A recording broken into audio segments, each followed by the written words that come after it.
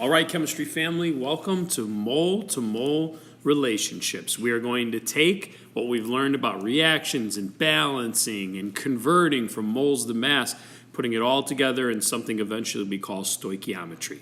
First thing we have to do, though, due to the conservation of matter, is balance our equation at the top. So if we take a look at this, there are 3 carbons, so I'm going to put a 3 here to make 3 carbon.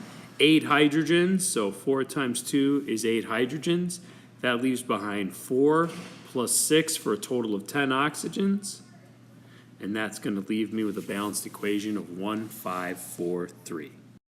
All right, now that we have this balanced equation, it can tell us a few different things. It can tell us the ratios between 1 mole of an object to another.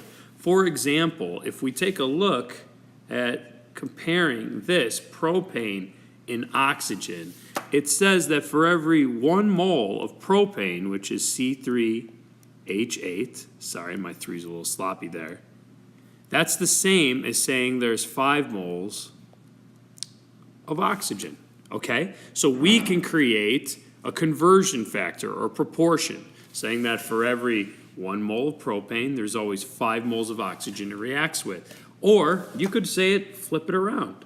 For every 5 moles of oxygen that react, there would be 1 mole of propane that would react with it. And again, these are conversion factors that are going to help us out when we start doing some different math. So let's go and look at number 1 and see what we can do.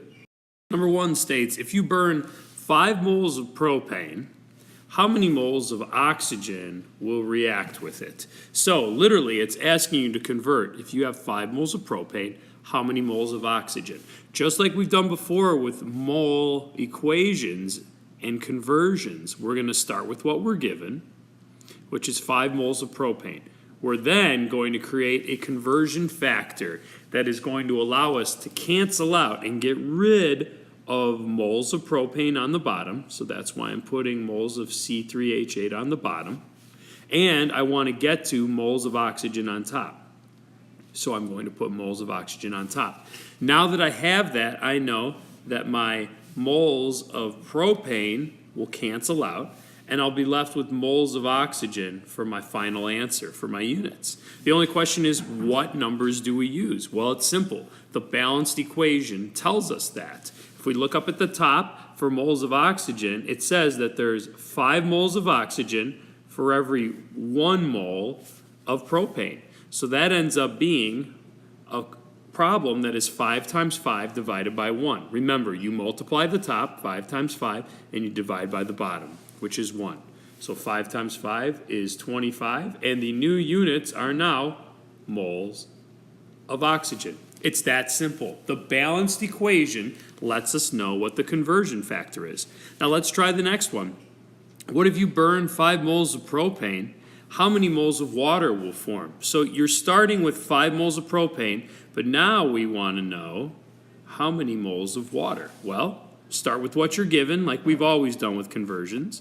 You have 5 moles of propane, and now you want to cancel out propane, so we're going to put it on the bottom, right, because we know dividing by that unit will get rid of it. And we put on top what we're looking for, in this case, is moles of water, H2O.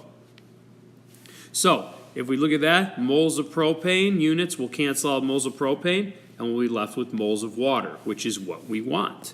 So the only thing we need to do now is look back at the balanced equation. Up for water, under water, there's 4 moles of H2O in the balanced equation for every 1 mole of propane. So it's a 4-to-1 ratio.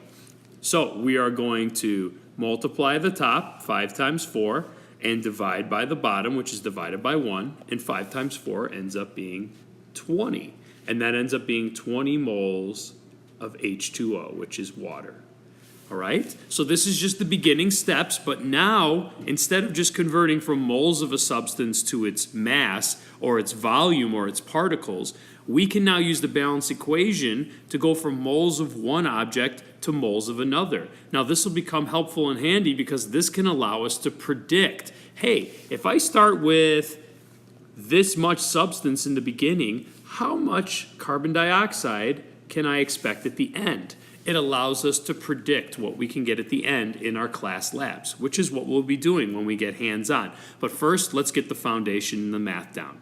All right, ChemFam, thanks for listening. Hopefully this is a good beginning step in the right direction for you guys. Best of luck, take care, and stay focused.